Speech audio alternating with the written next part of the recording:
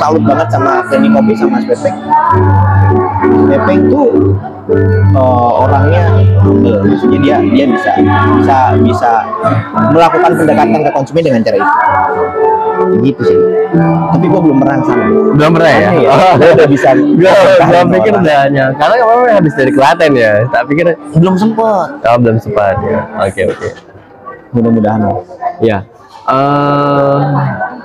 Terus kalau kopi itu gimana ya sebenarnya klasifikasinya apa ya, semacam lebih ke kalau mungkin kalau 4P tadi itu lebih ke proses gitu ya, itu sebenarnya lebih ke seperti apa Bang? Produk dong. Klasifikasi kopi maksudnya apa nih? Maksudnya ya orang itu menikmati kopi berdasarkan apanya sih gitu ya, jenisnya kah gitu, atau experience kopi A, kopi B, kopi C gitu. Oh maksud lu jenis-jenis kopi? Kalau yang sejauh gua pelajari ya, yang sedikit gua pelajari, kopi itu ada banyak macamnya, varietasnya banyak. Tapi yang paling dikerucutin lagi jadi 4 baru. Ada Arabica, ada Robusta, Excelsa, sama Liberica. Arabica, Robusta, Liberica, sama Excelsa. Yang paling banyak di kita, yang kita kenal ada Arabica dan Robusta. Arabica itu cenderung asam. Asamnya Arabica ya. Kasta tertingginya ada specialty kopi. Kalau Robusta dia cenderung bitter, nati, terus chocolatey. Dia tuh kasta atau kualitas tertingginya ada di fine Robusta. Kalau dibilang mana yang lebih enak, ya kembali lagi ke selera sih. Lu suka apa? Kalau gue pribadi, misal gue suka Arabica karena lebih asam, tingkat KPI-nya dikit misal. Ya gue suka Robusta lebih bitter, KPI-nya tinggi, dibanding Arabica ya. Ketika minum jadi lebih melek, jadi lebih strong gitu ya. Tergantung kalau dari. Jadi kalau gue Arabica memang agak sakit perut sih seringnya. Mungkin asam lambungnya tetap naik kali. Tapi kalau gue ya, gue cocok ke Arabica ya dibanding Robusta karena kayak rasa ya, gue bisa dapetin tes kayak sweet, kayak jeruk misalnya. Terus ada rasa nangka, ada rasa strawberry, terus ada pisang, ya banyak. Itu tuh yang jadi alasan gue sampai dengan saat ini gue selalu mengunjungi kopi shop. Jadi ini Arabica nih, segmennya apa? Nih unggulannya apa nih kalau dari kopi? Pakai Arabica, misal Arabicanya dari mana? Oke. Nah dari situ gue cobain. Nah baru gue bisa, ini enak nih ya. Oke. Ya kalau Robusta menurut gua ya gitu aja sih. Oke. Menurut gua ya, jangan. Oke, praktisi kopi ya. Oke, sebentar ya kita.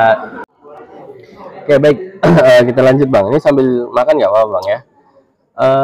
Kemudian gini, biasanya ini kan ya ini pernah diskusi sih sama salah satu teman yang juga pemilik outlet lah. Ada satu outlet dia sih, tapi di kampung gitu. Ya sama, buka coffee shop juga, kemudian dia punya satu outlet yang tahu gerobak gitu ya. Dia punya, kemudian diskusi lama waktu itu hampir 2 jam atau 3 jam. Ternyata di dunia perkopian itu ada yang namanya pemain gitu ya. Pemain itu ya misalnya artis-artis kopi misalnya juga, atau barista-barista terkenal dari Jakarta. Kemudian dia turun ke daerah, kemudian akhirnya semacam beli tuh dalam jumlah besar, kemudian dengan harga yang ya sesuai dengan kesepakatan lah misalnya begitu ya. Nah itu kalau dari sini abang melihatnya seperti apa kira-kira? Positifnya apa, atau kalau negatifnya kira-kira bagaimana itu kalau misalnya, karena ini mempengaruhi harga kopi akhirnya gitu. Yang tadinya mungkin daerah A itu kopinya bagus misalnya, ketika dipegang sama artis-artis kopi yang dari Jakarta itu jadi harganya naik gitu. Dan akhirnya yang dari bawah, yang UMKM gini akhirnya nggak bisa beli tuh nih menikmati kopi-kopi yang enak itu. Gimana itu Bang? Kalau menurut gua sih apa pemain sebenarnya pemain ya maksudnya gini. Ya ini gua istilahnya aja Oh, sih. ya, gua paham sih. Jadi mungkin gini. Jadi gua bagi dulu nih. Untuk jadi sebuah secangkir kopi itu ada banyak orang yang terlibat di dalamnya. Oke. Untuk jadi segelas kopi. Oke. Gua bagi jadi 3 nih menurut pengetahuan gua. Pertama ada petani. Petani berangkap atau prosesor gitu ya. Si petani itu orang yang nanam yang nanam kopi, yang manen, yang metik. Kemudian melakukan pasca panen. Ada setelah si petani atau prosesor tadi itu ya. Ada roaster. Roaster itu orang yang nyangrai kopi. Kemudian ada barista, orang yang meracik kopi. Sampai terakhir kopi itu ke tangan konsumen. Jadi banyak orang yang terlibat walaupun cuma segelas kopi. Dari satu kopi itu ya? Dari satu secangkir kopi itu. Mana sih yang paling penting? Mana sih orang atau bagian yang berperan banyak di situ? 40%-nya ada di petani. 40%-nya 40%. Berarti petani itu kontribusinya gede ya? 40% itu ada di roaster. Proses. Nah, sisanya 20%. Dan untuk memaksimalkan itu ada di si barista. Gitu. Tapi tidak ada satu yang dihilangkan.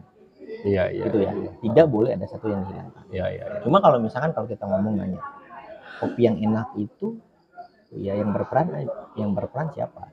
Jelas si petani lebih punya peran terhadap rasa kopi. Ya karena dia yang pertama bersentuhan dengan cherry kopi atau buah kopi. Dia cikal bakal yang nanti kopi ini enak atau enggak. Dari situ. Si roasting dia akan memprofil kopi atau biji kopinya itu ini mau disangrai yang seperti apa yang nanti akan memunculkan rasa apa. Apakah terang atau sedang atau bahkan gosong atau dark gitu ya, atau bahkan sampai matang banget. Gitu ya. Nah itu beda. Terakhir jadi terakhir di hilirnya itu si barista, orang yang meracik memaksimalkan proses yang tadi itu nyeduh sampai ke tangan konsumen. Kalau kopinya udah enak menurut gue ya, kalau kopinya enak itu diapain juga gitu? Diapain juga enak. Gue barista gitu ya. Kalau gue kopinya udah enak, gue mau buat dia dengan metode apa juga ya enak gitu. Tapi kalau kopinya mohon maaf mungkin kurang atau memang kopinya asal atau enggak enak, ya mau dimaksimalin semaksimalkan juga ya gitu standar aja gitu ya, walaupun kembali lagi ke tadi kopi nggak ada yang enak ya, tetap ada orang yang penikmatnya bisa yang menikmatinya gitu. Di hulu di si petani dia proses pasca panennya gimana, dia proses penanamannya gimana, dia metiknya gimana, apakah satu tangkai pohon kopi atau buah kopi itu diambil semua tarik akhirnya ke bawah kopi hijau, kopi kuning, kopi merah, atau metiknya benar-benar merah semua, petik merah udah matang, yang hijau belum, atau yang kuning nanti dulu gitu ya, sampai dikumpulin jadi satu terus disortir. Misalkan di satu bak ditaruh di situ, yang bukan yang ngambang dipisah, yang tenggelam dipisah, kan gitu ya, sampai dengan melakukan proses pasca panen kayak kopi ini dikupas dengan cara dicuci bersih atau bahkan nggak melibatkan air. Jadi ada beberapa proses. Ada proses pasca panen itu ada yang dry, ada yang kering, ada yang basah gitu ya. Dry dia tanpa melibatkan air. Jadi kopi dikupas terus dijemur tanpa air. Ada yang bahkan nggak dijemur. Nggak dijemur, langsung kopi dipetik, nggak dikupas. Dijemur dengan kulit-kulitnya. Dijemur aja. Iya. Matahari. Ada yang dicuci bersih, kopi dikupas, dihaling terus di benar-benar dicuci sampai ke getah-getah ke kulit arinya, getahnya bersih, pakai air baru jemur. Ada yang cuma dikupasnya cuma pakai air, cuma sebatas ngekupas doang, tapi ada lendir, masih ada lendirnya, ada kulit arinya, terus dijemur. Nah itu beda, itu mempengaruhi sama apalagi sekarang ada anaerob dan ada lain-lain lah ya yang mengandalkan pakai restarter atau mungkin itu beda tuh. Nah sampai dengan ke roasting, si orang roaster atau orang yang punya bisnis besar yang mungkin abang tadi bilang pemain gitu ya, dia mencoba untuk mendekatkan apa sih yang diinginkan konsumen. Oke. Harapan apa sih dari secangkir kopi ini atau kopi ini, harapannya apa? Nah itu dideketin tuh, akhirnya dia turun. Datang ke petani, misal proses pasca panennya atau proses pemanenannya harusnya begini loh. Oke. Biar apa sih? Biar gini loh, gitu ya. Nanti kalau prosesnya begini, harganya jadi lebih mahal loh, misalnya lebih bagus loh. Jadi mungkin datang ke petani, ke hulu kita sebutnya, itu mengedukasi sih. Ini tuh gini, yang tadinya mungkin asalan atau tradisional aja, ya langsung aja ambil gitu ya. Duit udah, dia nggak salah juga.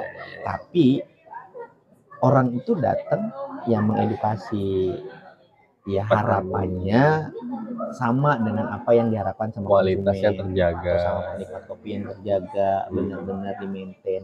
Itu positifnya. Jadi value-nya jadi naik, harganya jadi naik, kemudian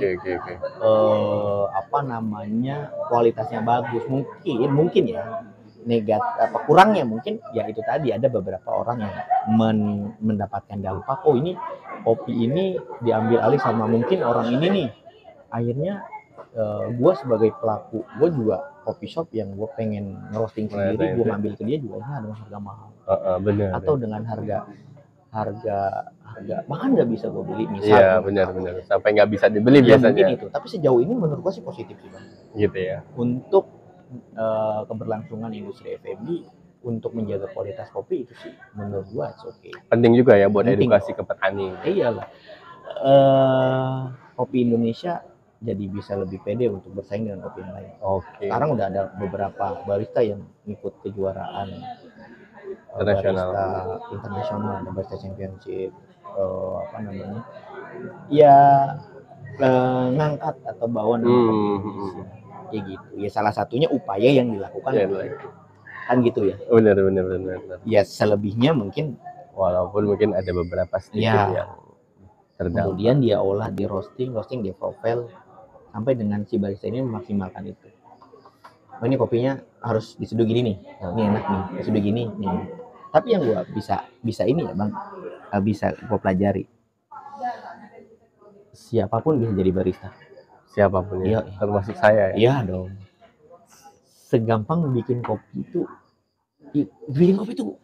ya sesimpel lu ngalusin bubuk, ngalusin biji kopi, ya. Jadi bubuk, lu taruh di gelas, lu guyur dengan air panas, dan ternyata menurut lu enak, ya sah. Misalnya lu ngopi di rumah gitu. Iya. Atau wah menurut gue nih kopi gue enak, terus gue mau gue jual, ya boleh. Gak masalah aja. Nggak ada yang salah. Sesimpel kopi tubruk, kopi bubuk seduh pakai air panas, udah. Ya walaupun di belakang sana ada banyak hal, ya gramasinya harus timbang. Oke. Air panasnya harus diukur.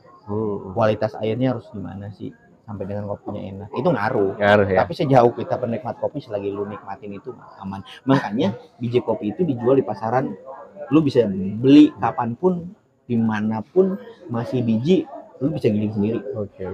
Tanpa ada skill khusus yang lu punya untuk lu bisa menikmati kopi. Gitu. Tapi kalau menurut lu itu repot, saran gua, lu jangan bikin. Datang aja di coffee shop ya. Lu bayar. biar kita yang bikin. Kan ada gitu kan? Iya. Bikin kopi tuh susah, ribet banget sih lu. Wah, Gitu. ya udah sini gitu. Ditimbang gitu ya, terus diukur apa kehalusannya. Iya, kehalusannya. Berapa, terus rasio airnya berapa, diseduhnya menggunakan metode apa. Kok ribet banget sih? Memang. Makanya kalau ribet jangan bikin. Iya, datang beli dong ya. Keluarin duit gitu ya. Minum. Mau jenis mana aja, Iya dong, siap gitu ya. biar kami yang repot. Tapi kami minta bayaran untuk itu. Oke, baik. Jadi poinnya memang tadi ya positifnya adalah menjaga kualitas dan meningkatkan value ya. Ya. Jadi kualitasnya akan terjaga ketika kemudian dari hulunya atau dari petaninya itu teredukasi untuk kemudian memaksimalkan potensi-potensi yang ada. Itu menurut gua ya. Iya. Kalau misalkan di luar sana ada yang mungkin memonopoli Sah-sah apapun aja, ya. itu mungkin Ya. Dulu. gua sih nggak terlalu paham ke situ. Oke. Iya. Ya, sejauh gua tahu ya kayak tadi itu. Sejauh yang gua tahu, karena mungkin gua kenal dengan orang-orang yang memang melakukan hal itu. Sejauh gua tahu ya. Oke. Ya. Oke. Mungkin ini terakhir nih Bang. Kalau kita bicara bisnis ya. Biasanya kan ya to the point aja lah, kita bicara HPP misalnya gitu. Kalau misalnya kita masuk ke bisnis itu, kemudian berapa sih kira-kira HPP yang dikeluarkan dari untuk secangkir kopi atau untuk segelas minuman? Kalau kayak saya ini barusan kopi susu tubruk misalnya gitu kan. Kalau di abangin tadi latte gitu ya. Kemudian berapa sih kira-kira margin yang bisa kita dapatkan dari untuk segelas kopi itu? Ya nanti mungkin bisa aja sebutkan jenisnya apa dan. Kalau ditanya berapa margin, tergantung bahan baku yang dipakai. Oke. Satu. Tergantung harga jualnya berapa. Oke. Iya dong.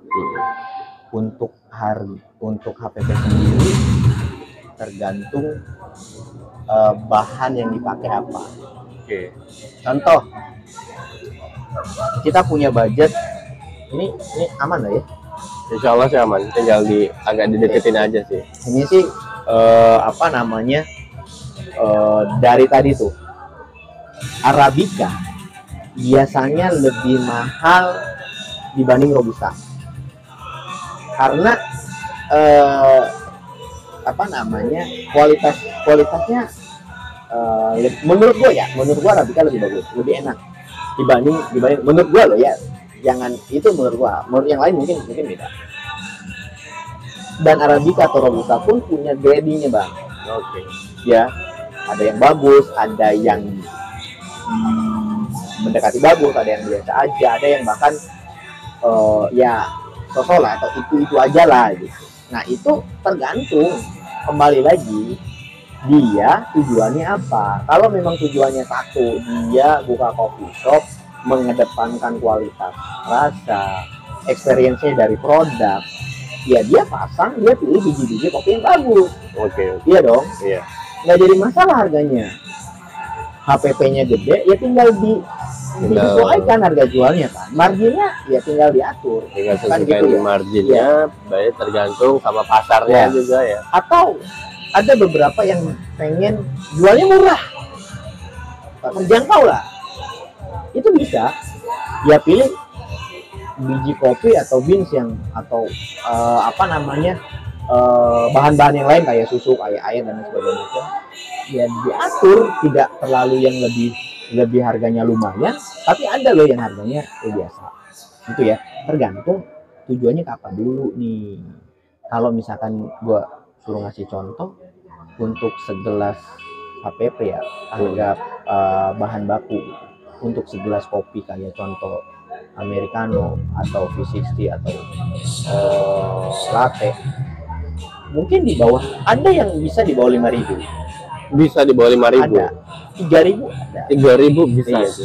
Dijual 20.000 besar. Menurut lu mahal nggak sih? Ya standar ya. Kalau misalkan HPP dia dikit terus dijual mahal dapat untung gede, karena mungkin kopi yang dibuat enak. Si barista memaksimalkan itu. Oke. Kayak gitu. Walaupun HPP-nya rendah gitu ya. Walaupun HPP-nya rendah. Iya. Karena memang jaminannya kualitas gitu ya. Iya. Setahu gue ya di bisnis F&B itu ada beberapa hal margin yang tidak boleh di bawah sekian misal. Oh gitu. Misal tidak boleh di bawah 50% misal. Tidak boleh karena kita harus gaji barista, kita harus bayar sewa dan segala macam. Iya. Kita treat mau harganya dinaikin atau HPP-nya diturunin. itu kembali lagi ke si business owner-nya mau gimana. Iya. Ada yang kopi 5.000 di bawah 5.000 enak, ada yang harganya murah enak, ada harganya lumayan kompetitif terus B aja ya, itu tergantung kembali lagi. Oke. Gitu bang. Oke. Ya, jadi sebenarnya emang kita lihat bahwa kopi ini sedang menjamur lah pada intinya, dan tadi sampai ke HPP juga kita udah bahas. Terasa cukup menarik sebenarnya kalau misalnya kita bisa detail lagi, tapi mungkin dengar-dengar mau bikin training juga bang. Ya, jadi mungkin bisa kita kolaborasi gitu ya. Kapan-kapan bisa saya undang di Semarang buat ngisi kali ya, training perkopian kali ya.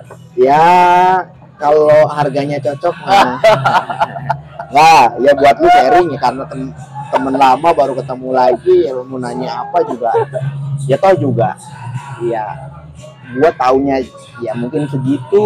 Lu kalau mau komen gua kurang nih ya terserah lah. Lu juga gua datang ke sini gua diajak ngopi kan sama lu, ya udah gua datang, ternyata gila juga gua diajak bikin konten. Ya udahlah. Enggak sih, maksudnya ya oke. Jadi itu kita udah ngobrol banyak tentang kopi, kemudian termasuk satu jelas tren kafe-kafe seperti ini. Kita juga udah dengar pendapat Bang Sani. Ya kurang lebih itu hasil diskusi kita ya. Nanti mungkin kita bisa sambung lagi di konten yang lainnya.